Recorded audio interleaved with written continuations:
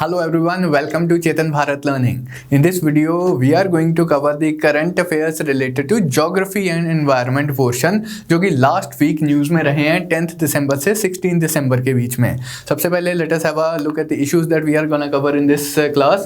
El Nino and droughts in India. There was a news item that said that not all the droughts in India can be related to El Nino. So we'll be covering that topic.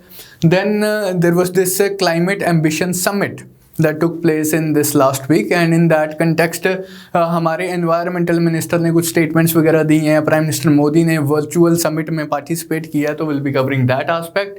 Then tropical mountain grasslands in Western Ghats वाले region में high altitude पे कुछ grasslands, tropical mountain grasslands पाए जाते हैं, लेकिन they are being threatened because of introduction of exotic species. तो उसके बारे में हम डिस्कस करेंगे.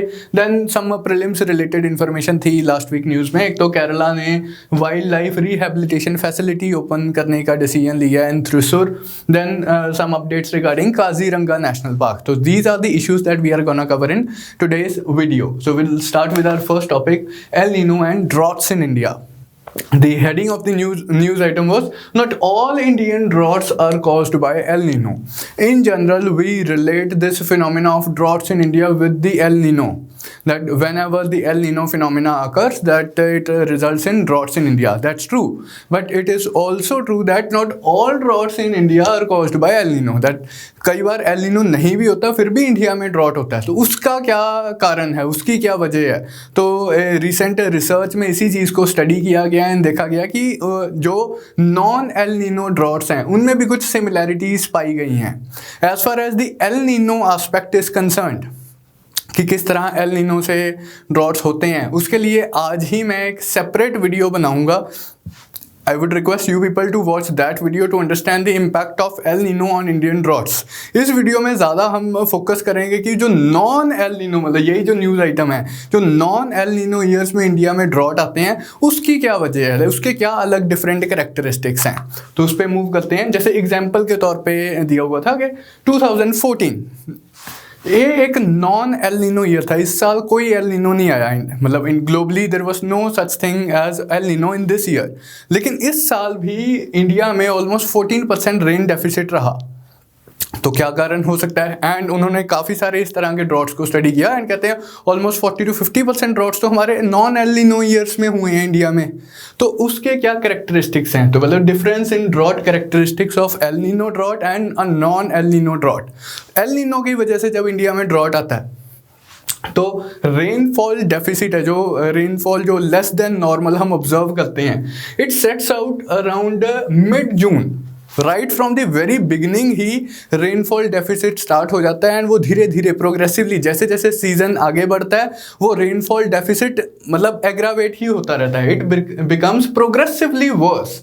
Bye mid August the deficit spreads across the country. पूरी कंट्री में ही ऑलमोस्ट डेफिसिट हो जाता है and there is no coming back. तो पूरा सीजन ही डेफिसिट रेनफॉल का सीजन होता है. लेकिन as oppose to this El Nino drought, जो नॉन एल नीनो ड्रॉट आता है, उसके अलग कैरेक्टरिस्टिक्स क्या है कि पहले there is a moderate slump in June, बहुत लाइक माइल्ड ड्रॉट आता है जून के मंथ में. देन जुलाई अगस्त जो हमारा पीक रेनफॉल का सीजन है, मॉनसून सीजन में भी जो मैक्सिमम रेनफॉल है हमारी, वो मिड जुलाई से अगस्त वाले सीजन में मंथ्स में कंसंट्रेटेड होती है. इस पीक सीजन में थोड़ी सी रिकवरी होती है. So you started with a deficit rainfall, then monsoon tries to recover, there is some recovery in the monsoon, better situation होने लगती है, रेनफॉल रिवाइव करती है. लेकिन then August onwards, late August onwards फिर से स्लम्प आ जाता है, फिर से डेफिसिट रेनफॉल आ जाती है एंड वो कंटिन्यू करती है. ये जो डबल डिप सा ड्रॉट है, ये कैरेक्टरिस्टिक फीचर है नॉन एल नीनो ईयर्स में जो इंडिया में ड्रॉट आता है. Then during the mid July to mid August, the peak season monsoon season, the monsoon showed signs of recovery. However, इसी टाइम के बाद again monsoon slump में चला जाता है, deficit rain फिर से set in हो जाती है. तो ये तो हो गया difference in the drought characteristics of drought during the El Nino years and the non El Nino years. अब एक्सप्लेनेशन क्या है इसकी, लाइक ऐसा क्यों होता है कि नॉन एल नीनो की वजह से ड्रॉट क्यों आता है, वो लाइक काफ़ी सारे बच्चों को ऑलरेडी पता भी होगा, उसके लिए मैं सेपरेट वीडियो भी बना रहा हूँ. नॉन एल नीनो ईयर्स में ड्रॉट क्यों आता है, इसके कंटेक्स्ट में जो रिसर्च हुई है IISc के scientist, Indian institute of science Bangalore के साइंटिस्ट ने रिसर्च की है एंड कुछ एक्सप्लेनेशन ढूंढने की कोशिश की है। एंड इसी एक्सप्लेनेशन में वो कहते हैं the role of Rossby waves is important. वो जितने भी नॉन एल नीनो ईयर्स में ड्रॉट आए हैं उन ईयर्स के वो अदरवाइज एटमॉस्फेरिक कंडीशंस को एनालाइज करते हैं कि ऐसा क्या हुआ है ग्लोबली कि इंडिया में इस बार ड्रॉट आया है। तो पता चला कि रॉसबाई वेव्स शायद इस फिनोमिना को इन्फ्लुएंस करते हैं। किस तरह से, अब उस कंटेक्स्ट में एक स्टेटमेंट उन्होंने दी है। अब यही स्टेटमेंट सारे न्यूज़पेपर्स में एक इकलौती यही स्टेटमेंट मिलती है। हम इसी स्टेटमेंट को डिसाइफर करने की कोशिश करेंगे कि किस तरह से रॉसबाई वेव्स ड्रॉट्स कॉज करती हैं। पहले एक बार मैं वर्बेटिम चाहता हूँ कि आप लोग ये स्टेटमेंट पढ़ ही लें सो दैट लाइक हम आगे की इसी के ऊपर बिल्ड ऑन करें। Winds in the upper atmosphere are interacting with a deep cyclonic circulation above the abnormally cold North Atlantic waters. Atlantic Ocean में ठंडे waters के above जो conditions exist करती हैं, अपर एटमॉस्फेरिक कंडीशंस एग्जिस्ट करती हैं, उसकी वजह से क्या होता है, the resulting wave of air currents called a Rossby wave curve down from the North Atlantic, squeezed in by the Tibetan Plateau, hit the subcontinent around the mid-August, suppressing the rainfall, throwing off the monsoon. The wave's usual course is from west to east, but not towards the equator. West to east ये wave move करती है, but not towards the equator. This was the statement that was given by the assistant professor at IISc Bangalore. अब इस statement से क्या समझ आया, क्या नहीं समझ आया, एक ही स्टेटमेंट हर अखबार में भी दी है, उसको उन्होंने एलैबोरेट भी नहीं किया। तो इसी स्टेटमेंट को हम अब डिसाइफर करेंगे कि ये क्या जर्मन में क्या लिखा हुआ है। तो let us see what are the Rossby waves. उससे पहले like before we actually discuss the Rossby waves, हम मोटा मोटा इस स्टेटमेंट से ये कंक्लूजन तो अपने ध्यान में रख ही सकते हैं। अदरवाइज कभी भी हमें मॉनसून की एक्सप्लेनेशन देनी होती है तो हम एक्सप्लेनेशन का फोकस रखते हैं या तो इंडियन ओशन के ऊपर या एट मैक्स पैसिफिक ओशन में हम चले जाते हैं, क्योंकि एल नीनो ला नीना वाला जो फिनोमिना है वो पैसिफिक ओशन का फिनोमिना है। तो we concentrate our explanations on either on Indian ocean और ऑन दी पैसिफिक ओशन। तो इस रिसर्च से एटलीस्ट हमें ये बात तो पता चली है कि हमें और वाइडन करनी पड़ेगी हमारी एक्सप्लेनेशन। अटलांटिक ओशन की डिस्टर्बेंसेस भी इंडियन मानसून को इफ़ेक्ट कर सकती हैं, एंड अगर हम उन्हें भी फैक्टर इन करेंगे हमारे मानसून प्रिडिक्शन मॉडल्स में तो हम बेटर प्रिडिक्ट कर पाएंगे कि मानसून आएगा, कब आएगा, रेनफॉल होगी, कितनी डेफिसिट होगी, कितना एक्सेस होगा। तो लाइक वही उनका मेन ऑब्जेक्टिव भी था, ताकि हम अच्छे से मानसून को प्रिडिक्ट कर पाएँ। अब आते हैं हम हमारे मेन सवाल के ऊपर कि ये रॉसबाई वेव्स हैं क्या। आप में से लाइक काफ़ी सारे बच्चे जो ऑलरेडी यूपीएससी की तैयारी कर चुके हैं, शायद लाइक कई बार ये वर्ड हम एनकाउंटर ही नहीं करते सारा सिलेबस तैयार करने के बाद भी, रॉसबाई वेव्स। लेकिन हम एक टॉपिक ज़रूर पढ़ते हैं जिसके बगैर ज्योग्राफी कंप्लीट नहीं होती है, वो है जेट स्ट्रीम्स। तो जेट स्ट्रीम्स आई बिलीव जिन बच्चों ने पहले तैयारी की हुई है वो बच्चों ने पढ़ा होगा, एंड जिन्होंने अभी ज्योग्राफी एंड एनवायरनमेंट वाला कंपोनेंट कंप्लीट करना है वो इवेंचुअली अपने कोर्स में डेफिनेटली जेट स्ट्रीम के बारे में पढ़ेंगे। तो रॉसबाई वेव्स कुछ नहीं है, it's just a name given to the meandering jet streams. Jet streams क्या कैरेक्टरिस्टिक्स होता है कि वो हाई ऑल्टीट्यूड पे बहुत फास्ट वेलोसिटी में एक स्ट्रीम में एक नैरो कंसंट्रेटेड बैंड में मूव करने वाली विंड्स होती हैं, एंड इन जनरल वो बिल्कुल स्ट्रेट नहीं मूव करती, वो मेंडरिंग पाथ फॉलो करती हैं, नागिन जैसी चाल चलती हैं। तो यही मेंडरिंग जेट स्ट्रीम्स को ही हम रॉसबाई वेव्स भी बोल देते हैं। ये सरकम पोलर हाई ऑल्टीट्यूड वेस्टर्लीज अपर एटमॉस्फेरिक वेस्टर्ली विंड्स होती हैं जिन्हें हम रॉसबाई वेव्स भी बोल देते हैं। इस तरह पोलर एरियाज के अराउंड ये मूव करती हैं। कई बार तो ये रिलेटिवली मतलब इन एनी केस ये बिल्कुल स्ट्रेट तो कभी भी नहीं चलती हैं, इनका जो पाथ है बिल्कुल स्ट्रेट कभी नहीं होता, थोड़ा सा सर्पेंटाइन सा पाथ होता है। थोड़ा सा मेंडरिंग पाथ होता है। कई बार ये मेंडरिंग ज़्यादा हो जाती है, कई बार मेंडरिंग कम हो जाती है। तो जब मेंडरिंग ज़्यादा हो जाती है तब हम we tend to use this word Rossby waves, otherwise jet streams is a normal word. तो these are formed when the polar air moves towards the equator while the tropical air is moving polewards. अब ये general सी बात है कि polar areas के around जो air है वो ठंडी एयर है, इक्वेटोरियल एरियाज में, ट्रॉपिकल एरियाज में जो एयर है वो रिलेटिवली वार्मर एयर है। वार्मर एयर, कोल्डर एयर, दोनों लाइक एक बाउंड्री जोन एग्जिस्ट कर रहा है colder air and warmer air का। कई बार मतलब इस केस में like how is this diagram different from this diagram, इसमें क्या है कि वार्मर एयर पोल की तरफ मूव करने की कोशिश कर रही है, नॉर्थ पोल की तरफ मूव करने की कोशिश कर रही है, पोलर एरिया से कोल्डर एयर नीचे की तरफ मूव करने की कोशिश कर रही है। तो उसकी वजह से क्या हो रहा है, इधर वार्म एयर ऊपर पुश कर रही है, कोल्ड एयर नीचे पुश कर रही है। जो जेट स्ट्रीम्स चल रही हैं इस डिवीजन के अलॉन्ग, इस बाउंड्री के अलॉन्ग जो जेट स्ट्रीम्स चल रही हैं उनका पाथ मिएंडर करने लग जाता है इस तरह से। तो इसी मेंडरिंग जेट स्ट्रीम को हम रॉस बाई वेव्स बोल देते हैं। मतलब जब ये बहुत ज़्यादा एग्रावेट हो जाता है, इसका एक एक्सट्रीम फॉर्म क्या है कि जब ये और ज़्यादा मेंडर करना स्टार्ट कर देगी तो क्या होगा, ये वार्म एयर और ऊपर की तरफ पुश करेगी, कोल्ड एयर और नीचे की तरफ पुश करेगी। अल्टीमेटली क्या होगा कि एक वार्म पोर्शन बिल्कुल सेपरेट हो जाएगा, एक कोल्ड पोर्शन बिल्कुल सेपरेट हो जाएगा। इसी चीज़ को मतलब ये जो एक सिस्टम सेपरेट हो जाता है, ये साइक्लोनिक या एंटी साइक्लोनिक सिस्टम होता है। उसके लिए हम इस डायग्राम से हम समझते हैं। ये इसी चीज़ का थोड़ा सा टॉप व्यू है। ये हम साइड से देख रहे थे अर्थ को, यहाँ हम अर्थ को देख रहे हैं बिल्कुल टॉप से, हम नॉर्थ पोल के ऊपर खड़े होकर अर्थ को देख रहे हैं। तो अगेन ये यही diagram in from a different view है। ऊपर से देख रहे हैं तो ये एक नॉर्थ पोल के अराउंड जितनी हवा है, ठंडी हवा है, कोल्ड एयर है। नीचे इक्वेटर वाली साइड पे जितनी हवा है वार्म एयर है। तो cold air and warm air के बीच में एक बाउंड्री जोन एग्जिस्ट कर रहा है, एंड ये जो बाउंड्री जोन है बिल्कुल स्ट्रेट नहीं है, मेंडरिंग है, थोड़ा थोड़ा सर्पेंटाइन है। नॉर्मली थोड़ा सा सर्पेंटाइन तो हमेशा ही होता है, लेकिन अगर वार्म एयर ऊपर की तरफ पुश करेगी, कोल्ड एयर नीचे की तरफ पुश करेगी तो क्या होगा, इसकी मेंडरिंग टेंडेंसी इंक्रीज हो जाएगी। मैं वही चीज़ें रिपीट कर रहा हूँ in a different diagram. Meandering tendency increase हो जाएगी। अब ये like what's the difference between these two diagrams, इसमें जो बाउंड्री जोन है जहाँ पर जेट स्ट्रीम्स मूव कर रही हैं वो रिलेटिवली स्ट्रेट है, इसमें ज़्यादा सर्पेंटाइन है, ज़्यादा मेंडरिंग है।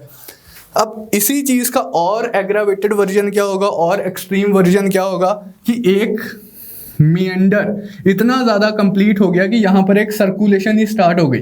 लो प्रेशर सेंटर के अराउंड कभी भी सर्कुलेशन हो रही हो तो उसे हम क्या बोलते हैं, साइक्लोनिक सर्कुलेशन। आप लोगों ने मेरे साथ जो लास्ट टू लास्ट वीक मैंने क्लास ली थी उसमें साइक्लोन के बारे में बताया था। साइक्लोन क्या है, any circulation around a low pressure centre. Then हमने उस क्लास में ये भी किया था कि साइक्लोन एक कन्वर्जिंग एयर सिस्टम है या डाइवर्जिंग एयर सिस्टम है। Air always flow from high pressure to low pressure, low pressure की तरफ विंड्स मूव करती हैं। अगर साइक्लोन एक लो प्रेशर सेंटर के अराउंड घूमने वाली एयर सर्कुलेशन है तो क्या ये कन्वर्जिंग एयर सर्कुलेशन है या डाइवर्जिंग एयर सर्कुलेशन है। लो प्रेशर सेंटर है तो हवा इसकी तरफ मूव करने की कोशिश करेगी, इसकी तरफ मूव करने की कोशिश करेगी, इसकी तरफ मूव करने की कोशिश करेगी, इसकी तरफ मूव करने की, कन्वर्ज करने की कोशिश करेगी, कन्वर्ज करने की टेंडेंसी रखेगी। तो एक converging air circulation system around a low pressure centre develop हो जाता है। तो यहाँ पे low pressure centre, high pressure centre, low pressure centre, high pressure centre, depending upon की एयर कन्वर्ज कर रही है कि डाइवर्ज कर रही है, कन्वर्ज कर रही है, डाइवर्ज कर रही है। जहाँ जहाँ कन्वर्जेंस हो रही है वहाँ वहाँ लो प्रेशर सिस्टम डेवलप हो रहा है, जहाँ जहाँ डाइवर्जेंस हो रही है वहाँ वहाँ हाई प्रेशर सिस्टम डेवलप हो रहा है।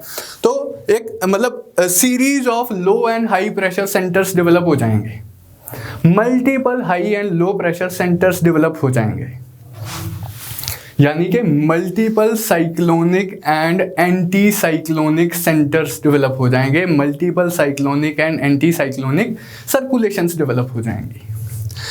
लेकिन अगर ये जो मेंडरिंग पाथ है और ज़्यादा एग्रावेट हो जाएगा तो ये जो सिस्टम है, जो एक continuous system high pressure low pressure का डेवलप हुआ था, उसमें से एक पार्ट हो सकता है टेंडेंसी रखे कि डिटैच हो जाए, जैसे इस डायग्राम में शो किया गया है। आपका जो ये वाला सिस्टम है, this part of the circulation has separated and the original circulation, this diagram is similar to this diagram except for the fact कि ये जो एक circulation system है इसने अपने आप को डिटैच कर लिया है. Why this detachment has taken place? क्योंकि इसी की ही एग्रावेशन हो गई है. ये इतना ज़्यादा मिएंडर करने लग गया, इतना ज़्यादा घूमने लग गया कि एक पॉइंट ऑफ टाइम पे ये डिटैच ही हो गया. ये जो डिटैच्ड साइक्लोनिक सर्कुलेशन डेवलप हुई, लो प्रेशर सेंटर की सर्कुलेशन डेवलप हुई, ये कह रहे थे जो हमने वो बड़ी सी कॉम्प्लिकेटेड स्टेटमेंट पढ़ी है लास्ट में कि अपर एटमॉस्फेयर की जो विंड्स हैं वो इंटरेक्ट करती हैं अब normally cold north Atlantic waters के ऊपर जो ठंडी सर्कुलेशन है उसकी वेव से जो रॉसबाई वेव बनती है वो मूव करती है तिब्बत की तरफ. क्या मूव करता है तिब्बत की तरफ? ये मूव करता है तिब्बत की तरफ. कहाँ गया भाई? ये एक नॉर्थ अटलांटिक ओशन से एक साइक्लोनिक सर्कुलेशन डिटैच होकर तिब्बत की तरफ मूव करती है.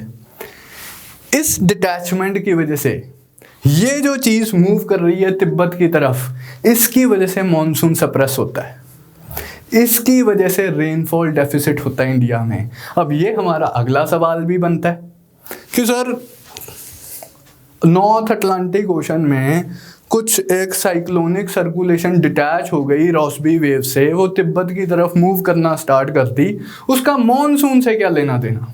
How can it effect Indian monsoon? क्यों डेफिसिट ही क्यों हुआ, एक्सेस क्यों नहीं हुआ? अब अगेन हमें 2-3 चीज़ें इसमें समझने की ज़रूरत है. ये समझो भाई, पहले तो ये वही डायग्राम है जो मैं आपको समझाने की कोशिश कर रहा था. Converging and diverging air system. High pressure centre है तो डाइवर्जिंग एयर सिस्टम होगा, लो प्रेशर सेंटर है तो कन्वर्जिंग एयर सिस्टम होगा. Anti cyclonic system, cyclonic system. And ये जितनी भी हम डायग्राम्स कर रहे हैं ये अपर एटमॉस्फेयर की डायग्राम्स हैं. Point to be noted my Lord, I am talking of upper atmosphere. हमने जिस क्लास में हमने साइक्लोन किया था लास्ट टू लास्ट वीक जो मैंने आपकी क्लास ली थी उसमें मैंने आपको एक बेसिक सी चीज़ बताई थी कि सरफेस सर्कुलेशन और अपर एयर सर्कुलेशन का क्या रिलेशन है. ये हमेशा ऑपोजिट नेचर के होते हैं, हमेशा ऑपोजिट नेचर के होते हैं. सरफेस पे डाइवर्जेंस हो रही है विंड्स की तो आपको और कुछ पता हो ना हो ये ज़रूर आपको पता है कि अपर एटमॉस्फेयर में कन्वर्जेंस हो रही है. सरफेस पे लो प्रेशर एग्जिस्ट कर रहा है, आपको और कुछ पता हो ना हो ये ज़रूर पता है कि अपर एटमॉस्फेयर में हाई प्रेशर एग्जिस्ट कर रहा है. सरफेस पे winds west to east move कर रही हैं, आपको और कुछ पता हो ना हो ये ज़रूर पता है कि अपर एटमॉस्फेयर में winds east to west move कर रही हैं. तो जो सरफेस पे हो रहा है उसका एग्जैक्ट ऑपोजिट अपर एटमॉस्फेयर पे होता है. जो सरफेस पे हो रहा है उसका एग्जैक्ट ऑपोजिट अपर एटमॉस्फेयर में होता है. तो अगर नीचे साइक्लोनिक सर्कुलेशन है तो ऊपर कौन सी सर्कुलेशन होगी? Anti cyclonic circulation. अगर नीचे एंटी साइक्लोनिक सर्कुलेशन है तो ऊपर कौन सी सर्कुलेशन होगी? नीचे एंटी साइक्लोनिक है तो ऊपर साइक्लोनिक, नीचे साइक्लोनिक है तो ऊपर एंटी साइक्लोनिक. कहने का मतलब है नीचे एंड ऊपर की सिचुएशन हमेशा ऑपोजिट नेचर की होती है. नीचे वेस्टर्ली विंड्स है तो ऊपर ईस्टर्ली विंड्स, नीचे हाई प्रेशर है तो ऊपर low pressure. This you always have to keep in mind. अब एक चीज़ हमने और पढ़ी थी बेसिक रूल्स इन क्लाइमेटोलॉजी के बारे में, आपको आई गेस अब तक तो पता ही होगी. विंड्स जैसे कि मैंने पहले बोला always flow from high pressure to low pressure.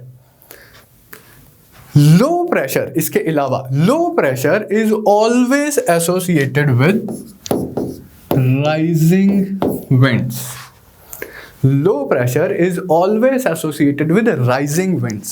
On the other hand, high pressure is always associated with subsiding winds, sinking winds. Low pressure में हवा ऊपर को मूव करती है, like air ऊपर को मूव करती है. हाई प्रेशर में एयर नीचे को सिंक करती है. तो यहाँ पर अगर सरफेस पे हाई प्रेशर है, हाई प्रेशर पे डाइवर्जेंस हो रही है एंड विंड नीचे को सिंक कर रही है, नीचे आ रही है एयर। यहाँ पर अगर सरफेस पे लो प्रेशर है, लो प्रेशर सेंटर है, तो एयर कन्वर्ज भी कर रही है, कन्वर्ज करती हुई ऊपर भी जा रही है, कन्वर्ज करती हुई ऊपर भी जा रही है, डाइवर्ज करती हुई नीचे भी आ रही है यहाँ पे। ठीक है बच्चे, तो ये चीज भी हमने ध्यान में रखनी है।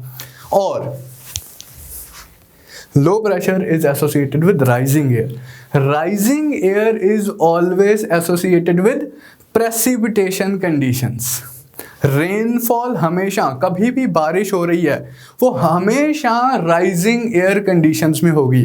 अगर एयर राइज नहीं की तो बारिश भी नहीं होगी, अगर एयर सिंक कर गई, नीचे आ गई, तो बारिश कतई नहीं होगी। बारिश होने के लिए एक नेसेसरी कंडीशंस है, मस्ट कंडीशंस है, कंपल्सरी कंडीशन है कि air must rise. Air rise कहां करती है? लो प्रेशर में। तो low pressure conditions are always associated with rainfall conditions. High pressure conditions are always associated with stable conditions, जहां कोई बारिश नहीं हो रही है। तो ये हमें बेसिक जानकारी पता होनी चाहिए। अब एक और, दिस बेग्स अनदर क्वेश्चन। अभी आप सोच सकते हो कि सर अभी तो 2 मिनट पहले आपने बोला कि अगर सरफेस पे लो प्रेशर है तो ऊपर हाई प्रेशर होगा, अगर सरफेस पे हाई प्रेशर है तो ऊपर लो प्रेशर होगा। अभी बोला आपने, बिल्कुल सही बात है। आपने बोला, अभी आप बोल रहे हो कि low pressure conditions are always associated with rising air, low pressure condition में हमेशा बारिश होगी। तो पहले सरफेस की बात कर रहे हो आपके अपर एटमॉस्फेयर की बात कर रहे हो? मैं नहीं पढ़ाया, मैं ही डाउट पूछ रहा हूं कि सरफेस एंड अपर एटमॉस्फेयर में मामला हमेशा ऑपोजिट होता है। समझ आ गया हमें? यहां पर मैं बता रहा हूं कि विंड, पहली बात तो always flow from high pressure to low pressure. यहां पर हाई प्रेशर है, यहां पर लो प्रेशर है, विंड हमेशा हाई प्रेशर से लो प्रेशर जाएगी, बिल्कुल ठीक बात है। लो प्रेशर जहां भी होगा, winds tend to rise, wind would move from high pressure to low pressure, जहां low pressure है winds would rise, rising winds are always associated with, यहां पर बारिश होगी, rainfall conditions। high pressure conditions are always associated with sinking air, बिल्कुल सही बात है। sinking air condition, subsiding air condition में कभी बारिश नहीं होगी, बिल्कुल सही बात है। अपर एटमॉस्फेयर में क्या होगा? ये तो सरफेस की कहानी होगी, ये तो सरफेस ऑफ द अर्थ की कहानी होगी। अपर एटमॉस्फेयर में क्या होगा? अपर एटमॉस्फेयर में मामला उल्टा होगा।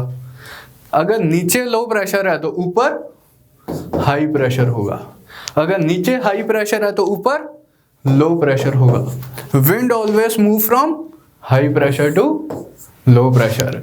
नीचे विंड मूव कर रही थी पॉइंट ए से पॉइंट बी, ऊपर एयर मूव कर रही थी पॉइंट बी से पॉइंट ए। ऊपर मूव कर रही थी एयर, अपर एटमॉस्फेयर में एयर मूव कर रही थी point B to point A. Surface पे एयर मूव कर रही थी point A to point B.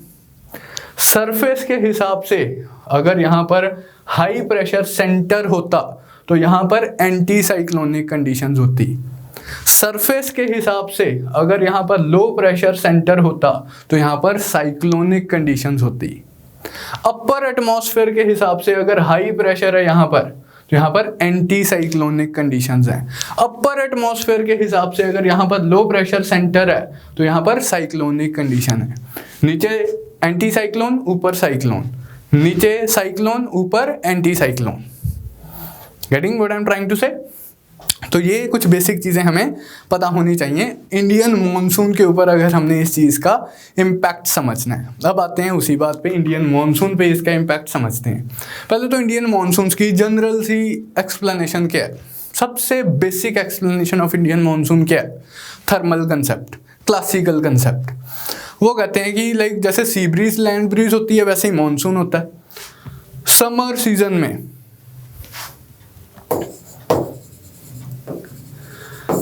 Season में क्या होता है कि ऊपर हमारा जो कॉन्टिनेंटल लैंड मास है, तिब्बतन प्लेट्यू के अराउंड वाला जो रीजन है, ये रीजन गेट्स एक्सेसिवली गर्म।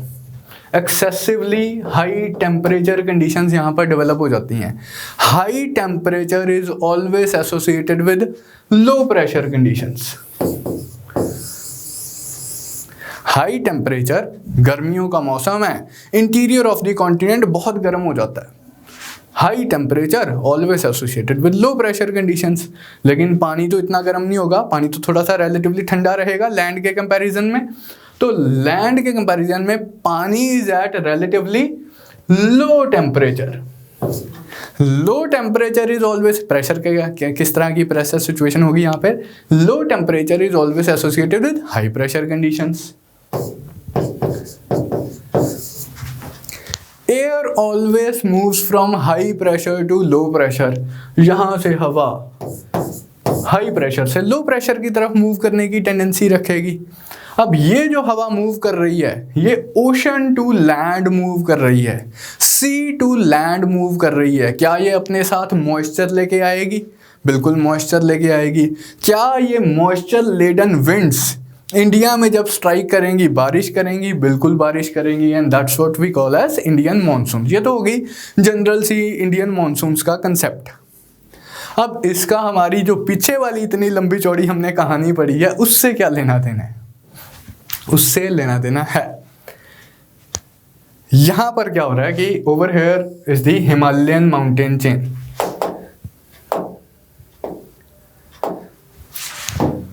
Over here is the Himalayan mountain chain. यहां पर है तिब्बतन प्लेट्यू।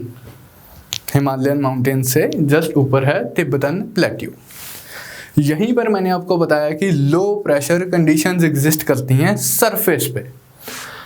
लो प्रेशर कंडीशंस एग्जिस्ट करती है इन जनरल। जब मैं बात करता हूँ, मतलब अगर मैं स्पेसिफाई नहीं कर रहा हूँ, ये तो क्लाइमेटोलॉजी में आपने एक बेसिक थंब रूल समझना है कि अगर मैंने स्पेसिफाई नहीं किया, मैंने बोला कि यहाँ पर हाई टेम्परेचर है, तो मेरे को ये नहीं पूछना आपने कि सर सरफेस पे या अपर एटमॉस्फेयर में। इट गोज विदाउट सेइंग कि मैं सरफेस की बात कर रहा हूँ। अगर मैं अपर एटमॉस्फेयर की बात करूंगा तो मैं स्पेसिफिकली बोलूंगा यहाँ पर हाई प्रेशर एग्जिस्ट कर रहा है अपर एटमॉस्फेयर में। जब भी मैं अपर एटमॉस्फेयर की बात करूंगा स्पेसिफाई करके बोलूंगा कि भाई मैं अपर एटमॉस्फेयर की बात कर रहा हूँ। नहीं तो लाइक अगर मैं कुछ नहीं बोल रहा कि यहाँ का टेम्परेचर 36 डिग्री है, तो 36 डिग्री कहने का मतलब है सरफेस टेम्परेचर है, कोई कंफ्यूजन नहीं है। तो अभी मैंने बताया कि लाइक समर सीजन में जो हमने लास्ट डिस्कशन की, अभी समर सीजन में क्या होता है, यहाँ पर हाई प्रेशर है, यहाँ पर लो प्रेशर है। Wind always move from low pressure high pressure to low pressure. Moisture laden winds आएंगी, ओशन से पानी लेके आएंगी, यहाँ पर बारिश कर देंगी। विंड्स यहाँ पर क्यों आ रही हैं? क्योंकि यहाँ पर लो प्रेशर था। Now let us talk about the upper atmospheric situation. अगर यहाँ पर सरफेस पे लो प्रेशर एग्जिस्ट कर रहा था, सरफेस पे लो प्रेशर एग्जिस्ट कर रहा था, तो अपर एटमॉस्फेयर में क्या होगा? अपर एटमॉस्फेयर में हाई प्रेशर होगा। अपर एटमॉस्फेयर में हाई प्रेशर होगा। अगर यहाँ इंडियन ओशन में सरफेस पे हाई प्रेशर था, तो अपर एटमॉस्फेयर में क्या होगा? लो प्रेशर होगा। अपर एटमॉस्फेयर में लो प्रेशर होगा। Making sense? मॉनसून्स कितने स्ट्रॉन्ग आएंगे, कितनी ज़्यादा बारिश करेंगे, कितनी वेलोसिटी से आएंगे, वो डिपेंड करता है इनके प्रेशर ग्रेडियंट के ऊपर कि ये हाई प्रेशर और लो प्रेशर का जो डिफरेंस है वो कितना ज़्यादा है। ये अपर एटमॉस्फेयर की अगर हम बात करें तो ये हाई प्रेशर और ये लो प्रेशर का डिफरेंस कितना ज़्यादा है। जितना ज़्यादा डिफरेंस होगा उतने मानसून स्ट्रांग हो गए, उतनी मानसूनल विंड स्ट्रांग होंगी। ये तो है नॉर्मल मानसून्स की कहानी। अब हम आते हैं इस डायग्राम पे, या ये बड़ी डायग्राम जो हमने देखी थी। रॉसबाई वेव्स की वजह से क्या हो रहा है, मिएंडरिंग जेट स्ट्रीम्स की वजह से क्या हो रहा है। Meandering jet streams and like you go with that statement as well. वो कहते हैं कि नॉर्थ अटलांटिक से जो एक वेव ऑफ एयर करंट्स, एक मिएंडरिंग वेव ऑफ एयर करंट्स निकलती है, उससे कुछ जो डिस्टर्बेंसेस क्रिएट होते हैं, वो डिस्टर्बेंसेस स्क्वीज इन हो जाते हैं तिब्बतन प्लेट्यू की तरफ। एंड ये जो डिस्टर्बेंसेस तिब्बतन प्लेट्यू की तरफ आते हैं, ये मॉनसूनल पैटर्न में इंटरफियर करते हैं।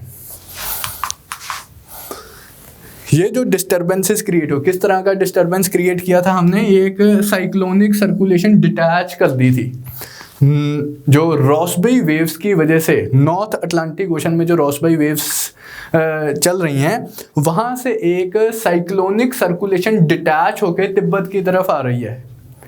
लो प्रेशर सेंटर तिब्बत की तरफ आ रहा है। ये सारी डिस्कशन हमने अपर एटमॉस्फेयर के कंटेक्स्ट में की है, सरफेस के कंटेक्स्ट में की है, हमने अपर एटमॉस्फेयर के कंटेक्स्ट में की है। तो अपर एटमॉस्फेयर में, now like I want you to keep your attention over here, upper atmosphere में एक लो प्रेशर सेंटर तिब्बत की तरफ आ रहा है। अपर एटमॉस्फेयर में लो प्रेशर सेंटर तिब्बत की तरफ आ रहा है। आओ इधर, यहां से नॉर्थ अटलांटिक ओशन से एक लो प्रेशर सेंटर अपर एटमॉस्फेयर में तिब्बत की तरफ आ रहा है। तिब्बत में है हाई प्रेशर, अगर एक low pressure centre high pressure centre की तरफ आएगा तो दोनों एक दूसरे को कैंसल आउट कर देंगे। इस हाई प्रेशर सेंटर का जो इम्पैक्ट है वो नलीफाई हो जाएगा। अगर इस हाई प्रेशर सेंटर का इफेक्ट नलीफाई हो जाएगा इस रॉसबेरी वेव से पैदा होने वाले इस साइक्लोन की वजह से, तो उसका मॉनसून के ऊपर क्या इम्पैक्ट आएगा कि ये high pressure centre monsoonal winds को खींच नहीं पाएगा। मॉनसूनल विंड स्ट्रांग नहीं होंगी जितनी वो अदरवाइज होती, क्योंकि मॉनसूनल विंड स्ट्रांग नहीं होंगी इसलिए इंडिया में डेफिसिट रेनफॉल होगी, इसलिए इंडिया में ड्रॉट लाइक कंडीशंस एग्जिस्ट करेंगी। तो ये मतलब इतनी लंबी चौड़ी एक्सप्लेनेशन थी उस एक स्टेटमेंट की जो उन्होंने दे दी कि भाई एल नीनो की वजह से ही सारे ड्रॉट नहीं आते, रॉसबेरी वेव्स की वजह से भी ड्रॉट आ सकते हैं। एंड जो दूसरी चीज़ आपने टेक अवे ध्यान में रखना है कि it's not only the Indian and the Pacific ocean जो कि मॉनसूनल पैटर्न्स को इफेक्ट कर रहा है, अटलांटिक ओशंस की डिस्टर्बेंसेज भी मॉनसूनल पैटर्न को इफेक्ट कर सकती हैं। तो अगर हम इन डिस्टर्बेंसेज को भी फैक्टर इन करेंगे तो हम बेटर मॉनसून को प्रिडिक्ट कर पाएंगे। तो that completes our first topic. बाकी इसकी जो ज़्यादा क्लैरिटी आप एक बार कंप्लीट कोर्स में जब हम ज्योग्राफी वाला पोर्शन करेंगे, क्लाइमेटोलॉजी करेंगे, ये सारी चीज़ें हम डिटेल में कवर करेंगे। Now moving to the next topic, Paris agreement and India's target. जैसा कि मैंने आपको बताया कि अगले साल एक कॉन्फ्रेंस ऑफ पार्टीज होनी है पेरिस एग्रीमेंट के ही कंटेक्स्ट में, ग्लासगो में एक समिट होनी है। उसके लिए एक प्रिलिमिनरी समिट ऑर्गेनाइज की गई थी, क्लाइमेट एम्बिशन समिट। इस समिट में पार्टिसिपेट करने से पहले हमारे एनवायरमेंटल मिनिस्टर में एंड इस समिट में हमारे प्राइम मिनिस्टर मोदी ने कुछ स्टेटमेंट्स दिए हैं। इंडिया के जो टारगेट्स हैं, कितने अचीव हुए हैं, इंडिया की क्या प्रोग्रेस है, उस कंटेक्स्ट में कुछ स्टेटमेंट्स वगैरह दिए हैं। वो हम देख लेते हैं कि what's the India's progress according to the government figures. सबसे पहले तो पेरिस एग्रीमेंट के बारे में हम काफ़ी बार डिस्कस कर चुके हैं कि एक प्रेजेंटली जो हमारा क्लाइमेट एक्शन है उसको डील करती हुई सबसे ओवरआर्चिंग एग्रीमेंट है United Nations framework convention on climate change. ये यूनाइटेड नेशंस की एक फ्रेमवर्क ट्रीटी, एक स्ट्रक्चरल ट्रीटी है जो डिसाइड करती है कि दुनिया किस तरह के एक्शंस लेगी to combat climate change.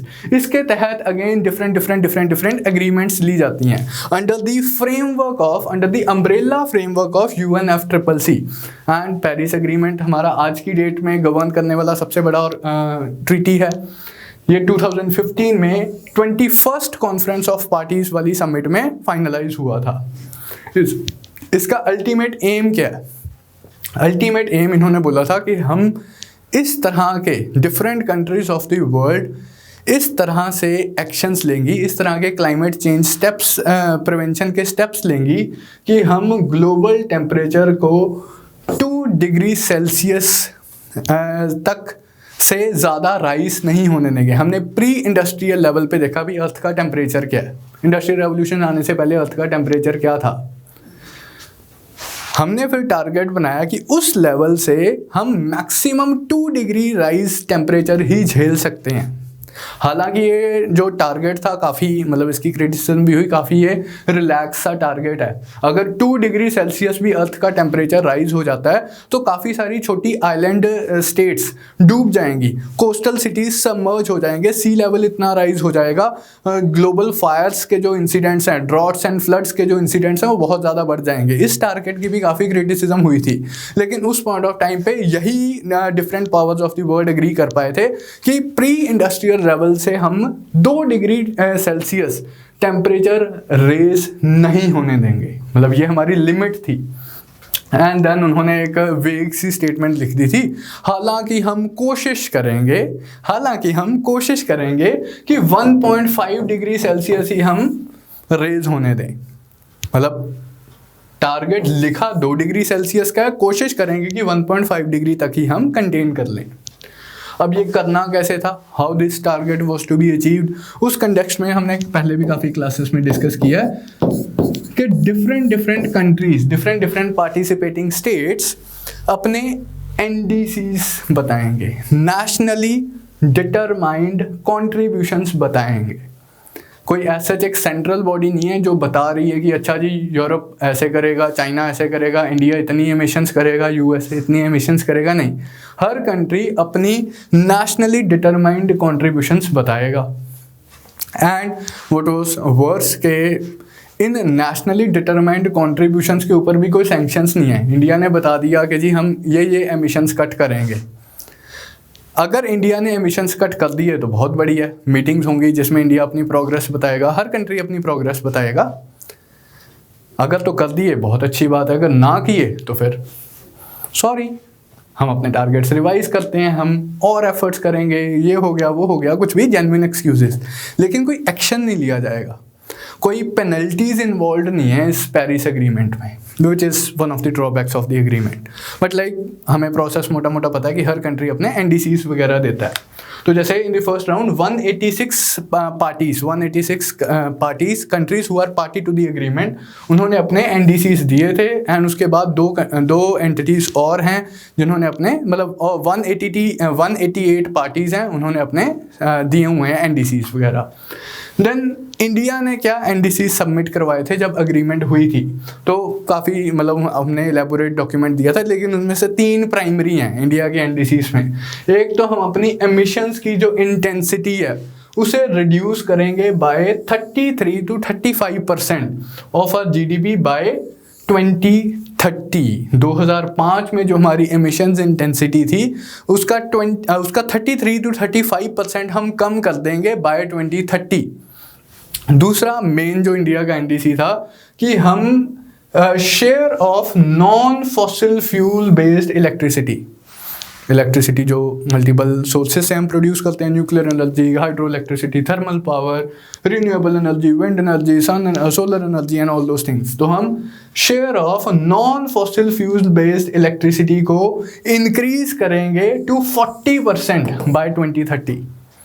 Then इसी तरह से हम अपना फॉरेस्ट कवर एनहांस करेंगे, इतना फॉरेस्ट कवर एनहांस करेंगे कि 2.5 to 3 billion tons of carbon dioxide हम एब्जॉर्ब कर सकें। तो इसके लिए हम वर्ड कार्बन सिंक्स वर्ड भी यूज करते हैं कि we will create additional carbon sink by absorbing, like to enable absorption of around 2.5 to 3 billion tons of carbon dioxide। तो ये हमने अपने टारगेट्स दिए थे। अब प्रोग्रेस की अगर हम बात करें तो वही जैसे environmental minister and prime minister Modi ने जो इस समिट में बोले हैं that India has achieved 21% of its emissions intensity reduction target. हमने 33 से 35% डिक्रीज करना था बाय 2030, अभी 2020 है तो हमने 21% तो अचीव भी कर लिया है। तो we are well on our way to achieve the targets. The share of renewables in our energy mixes almost 38%, 40% हमने करना था बाय 2030। आज ही कहते हैं कि हमारा अराउंड 38% हो गया है। तो India is well on its way to achieve the targets and better targets India दे सकता है अपने सेकेंड राउंड में, अपने एनडीसीज को बेटर रिवाइज कर सकता है। Tree cover has increased by 15,000 square kilometer in last 6 years. The India's renewable energy capacity is 4th largest in the world. अब ये डेटा है, आप अपने आंसर्स वगैरह में कोट कर सकते हैं ये सारा data. And it will reach around 175 gigawatts before 2022 and इस टारगेट को भी हमने बाय 2030 रिवाइज कर दिया कि ऑलमोस्ट 475 गीगावाट्स तक हम इस टारगेट को इंक्रीज करेंगे बाय 2030। तो इंडिया की परफॉर्मेंस काफ़ी अच्छी है विद रिस्पेक्ट टू जो हमने NDC सबमिट करवाए थे। तो इसी कंटेक्स्ट में एक तो न्यूज़ आइटम थी। दूसरा, अब ये कर क्या रहे हैं, what is the way ahead, क्योंकि मैंने आपको बताया कि अगली जो इंट्रोडक्शन में मैंने आपको बताया था, अगली जो कॉन्फ्रेंस ऑफ पार्टीज होनी है, अगली जो समिट होनी है वो ग्लासगो में 2021 में होनी है, नवंबर 2021 ग्लासगो स्कॉटलैंड में। इस समिट में new round of NDCs discuss किए जाएंगे। कब कंट्रीज देती हैं, क्या देती हैं, तो इस कंटेक्स्ट में डिस्कशन होनी है। तो उसका जैसे स्टेप 1 था कि उन्होंने एक और अभी इस साल समिट हुई है, क्लाइमेट एम्बिशन समिट 12-13 दिसंबर के अराउंड हुई है। ये वर्चुअल समिट थी, कोई लाइक सच नहीं है कि मीटिंग नहीं हुई है, वर्चुअल समिट थी। It was co hosted by United Nations, UK and France in partnership with Chile and Italy to mark the 5th anniversary of the Paris agreement. अब इस समिट का पर्पस था कि एक कंसेंसस सा बनाया जाए पार्टिसिपेटिंग कंट्रीज के बीच में कि हमारा अगला स्टेप क्या होगा। हमारे फर्स्ट राउंड ऑफ NDCs तो एक्सपायर होने वाले हैं, तो इट वॉज एक्सपेक्टेड कि कंट्रीज अपने रिन्यू टारगेट्स देंगी या कुछ एटलीस्ट कंसेंसस बनाएंगी, इफ़ नॉट कि एक्चुअल टारगेट ही बता दिए कि हमारा नया टारगेट ये है। तो उस कंटेक्स्ट में क्या डिस्कशंस वगैरह हुई। चाइना कहता है कि ये अपनी एमिशंस इंटेंसिटी जो कट करेगा, इट वुड नाउ इसका जो नया टारगेट, जैसे इंडिया ने बोला था कि हम 33 to 35% एमिशन इंटेंसिटी कम करेंगे, चाइना कह रहा है कि इस समिट में उन्होंने बोला कि हम अपनी एमिशन इंटेंसिटी 65% कट कर देंगे। पहले ये कहते थे कि हम 60% कट करेंगे, अब ये कह रहे हैं कि 65% कट कर देंगे with respect to what and by when, with respect to 2005 level by 2030। पहले ये कह रहा था 60% कम करेंगे, अब 65% कम करेंगे। तो उन्होंने एक और थोड़ा सा एडिशनल स्टेप लिया कि अच्छा हम इतनी अब कम कर देंगे। इंडिया कहता है कि जी हम 450 gigawatts of renewable energy produce करेंगे बाय 2030। इसी तरह से और different countries, Argentina and Vatican City कहते हैं कि हम कार्बन न्यूट्रलिटी अचीव कर लेंगे by 2050, zero net carbon emissions. ना जितना कार्बन हम प्रोड्यूस कर रहे हैं उतना कार्बन हमारे फॉरेस्ट या कार्बन सिंक्स हमारी एब्जॉर्ब कर रही हैं, तो हमारी कार्बन न्यूट्रलिटी है बाय 2050। पाकिस्तान भी कहता है कि जी हम और कोल बेस्ड पावर स्टेशंस नहीं बनाएंगे एंड 60% ऑफ आवर एनर्जी हम रिन्यूएबल से प्रोड्यूस करेंगे by 2030। Like what I intend to say is के डिफरेंट कंट्रीज ने एक कंसेंसस सा बनाने की कोशिश की कि हमारा वे फॉरवर्ड क्या है with respect to the Paris agreement and with respect to जो अगली COP होने वाली है ग्लासगो में नवंबर 2021 में। नेक्स्ट हमारा टॉपिक है tropical mountain grasslands in Western Ghats. Tropical region के माउंटेनियस रीजन में फाउंड किए जाने वाले, पाए जाने वाले ग्रासलैंड्स को हम बोल रहे हैं ट्रॉपिकल माउंटेन ग्रासलैंड्स। तो हमारा जो वेस्टर्न घाट्स वाला रीजन है ये इन ग्रासलैंड्स के लिए जाना जाता है। वेस्टर्न घाट्स माउंटेनियस रीजन है, वेस्टर्न घाट्स वाला रीजन ट्रॉपिकल बेल्ट में आता है, उस रीजन में पाए जाने वाले ग्रासलैंड्स ट्रॉपिकल माउंटेन ग्रासलैंड्स। बहुत लिमिटेड इस तरह के ग्रासलैंड्स ग्लोबली हमें मिलते हैं, only around 2% of the world's grasslands इस कैटेगरी में फॉल करते हैं, tropical mountain grasslands, high elevation grasslands. अब ये किस कंटेक्स्ट में न्यूज़ में रहे थे, bringing life back to the Western Ghats grasslands. Actually ये ग्रासलैंड्स जो कि वेस्टर्न घाट्स में पाए जाते हैं ये डिस्ट्रॉय हो रहे थे and one of the key reason जो एक यूनिक सा रीजन, पेक्यूलियर सा रीजन पाया गया एक रिसर्च स्टडी द्वारा। अगेन आइसर तिरुपति ने रिसर्च की थी, Indian institute of science education and research Tirupati, इन्होंने रिसर्च की थी एंड इन्होंने जो एक अलग सी चीज़ पाई अपनी स्टडी में कि एग्जॉटिक स्पीशीज़ की वजह से,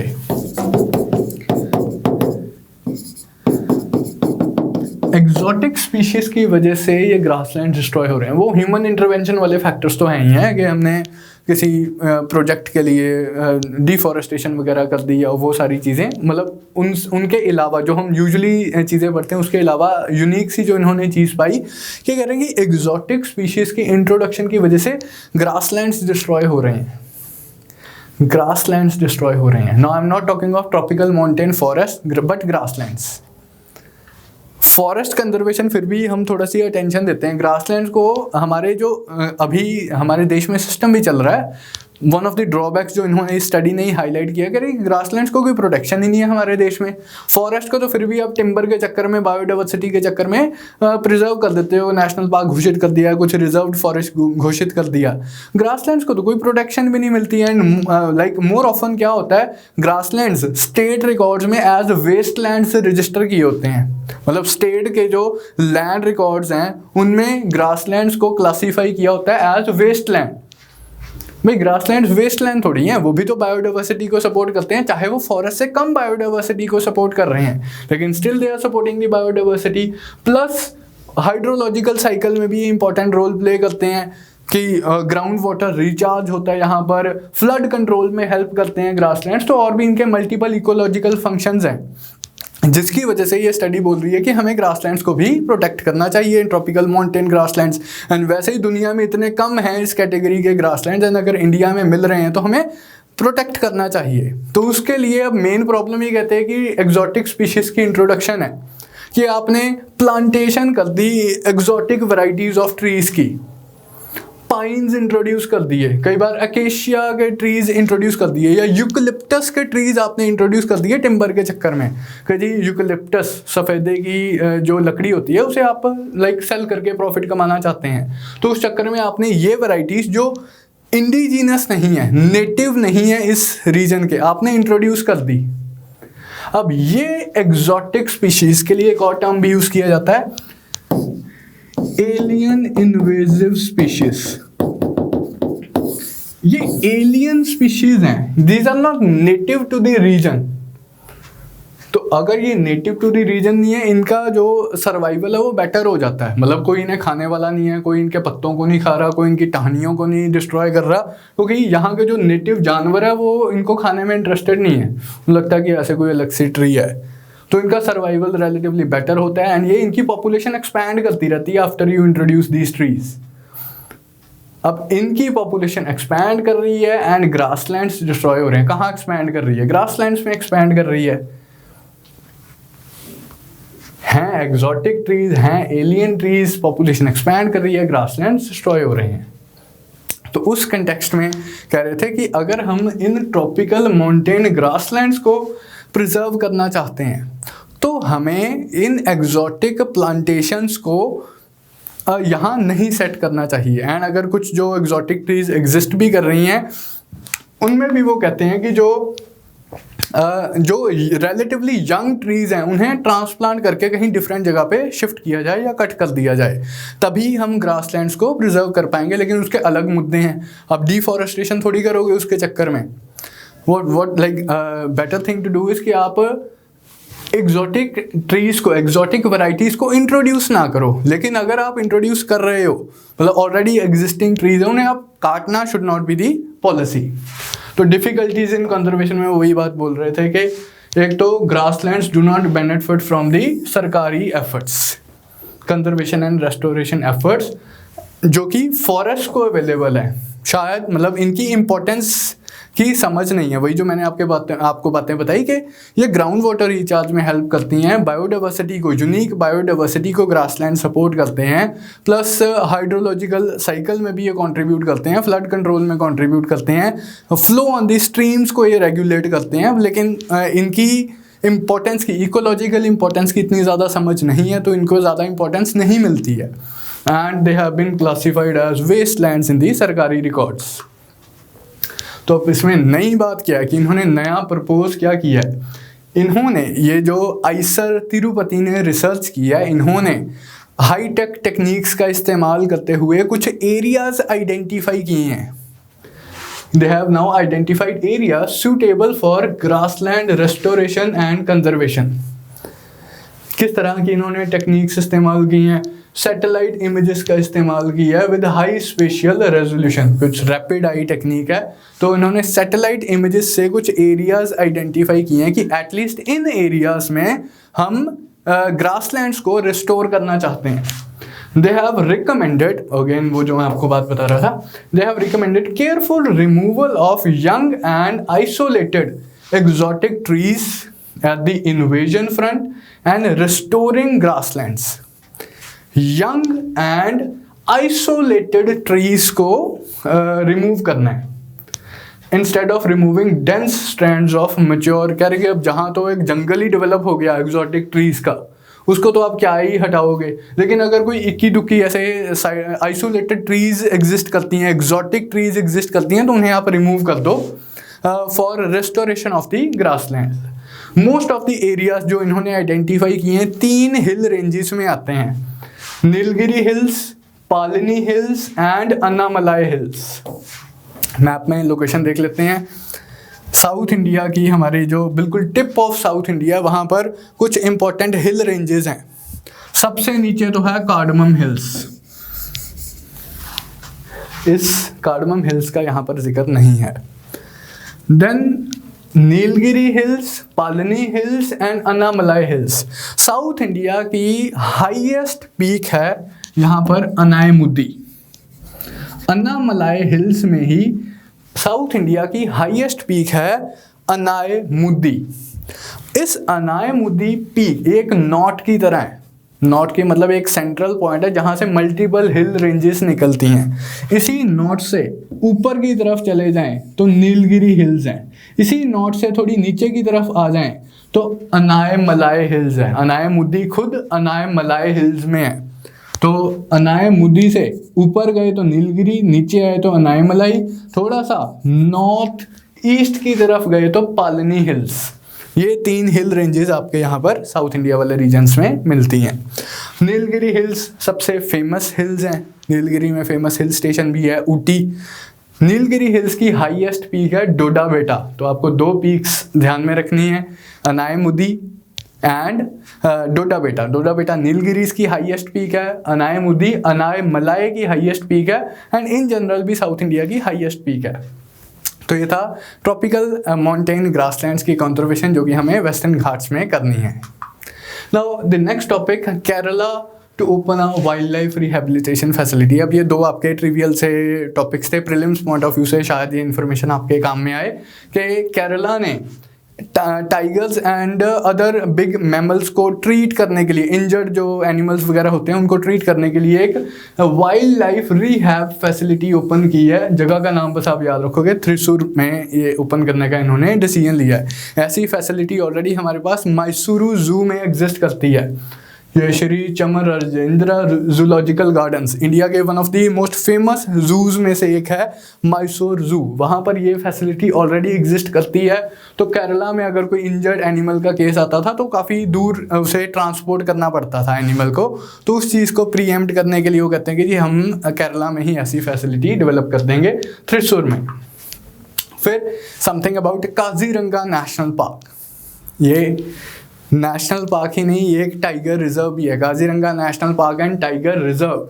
it is known for rhino conservation, elephant conservation, tiger conservation primarily. यहाँ पर रिवर गंगा की डॉल्फिन्स भी पाई जाती हैं इस रीजन में. असम में the national park is located in the Assam region. Assam में काफ़ी इंपॉर्टेंट नेशनल पार्क्स हैं जैसे Manas wild life sanctuary, Manas national park and Manas tiger reserve. यहाँ पे नॉर्थ असम, भूटान असम की बाउंड्री वाले रीजन में है Manas. Then Orang national park Brahmaputra के नॉर्थ बैंक पे.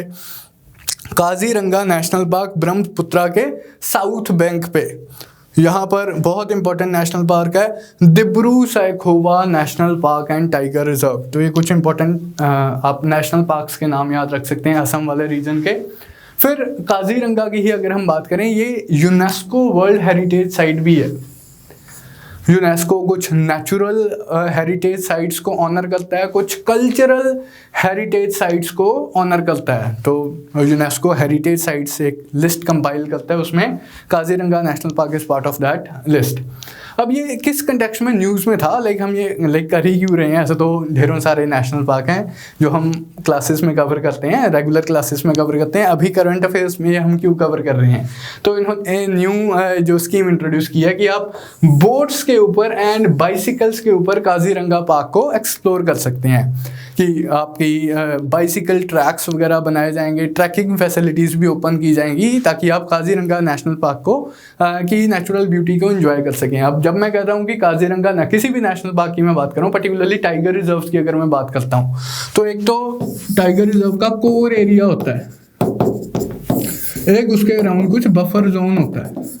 तो कोर एरिया में तो कोई ऐसे ह्यूमन इंटरवेंशन अलाउ नहीं होती, लेकिन बफर एरिया में कुछ लिमिटेड रिक्रिएशनल ऐसे इको टूरिज्म वाली एक्टिविटीज़ अलाउ होती हैं। जैसे आप जिम कॉर्बेट जाते हो देखने के लिए, कैंपिंग वगैरह करवाते हैं, वो बफर जोन में हो रही होती है। तो इसी तरह काजीरंगा नेशनल पार्क को एक्सप्लोर करने के लिए उन्होंने अब boat safaris and bicycle tracks का ऑप्शन भी ओपन कर दिया है। तो इस कंटेक्स्ट में ये न्यूज़ में था। तो दिस कंप्लीट्स हमारे इस हफ्ते के करंट अफेयर्स। एक आधा आर्टिकल और है, वो मैं आपको नेक्स्ट वीक में करवाऊंगा हिमालयन इकोलॉजी के कंटेक्स्ट में। तो इस वीडियो को मैं यहीं पे रैप करता हूँ, काफ़ी लंबी वीडियो हो गई है। आई होप आपको जो आज मैंने आपको बातें बताई हैं रिगार्डिंग रॉस बे वेव्स पर्टिकुलरली, वो आपको वो कंसेप्ट अच्छे से समझ आया होगा। आप नोट्स पढ़िए, रिवाइज कीजिए। I hope the things would be clear, and कोई डाउट हो आप ग्रुप्स में पूछ सकते हैं जिन व्हाट्सएप ग्रुप्स का आप पार्ट हैं। तो that's all from my side, thank you.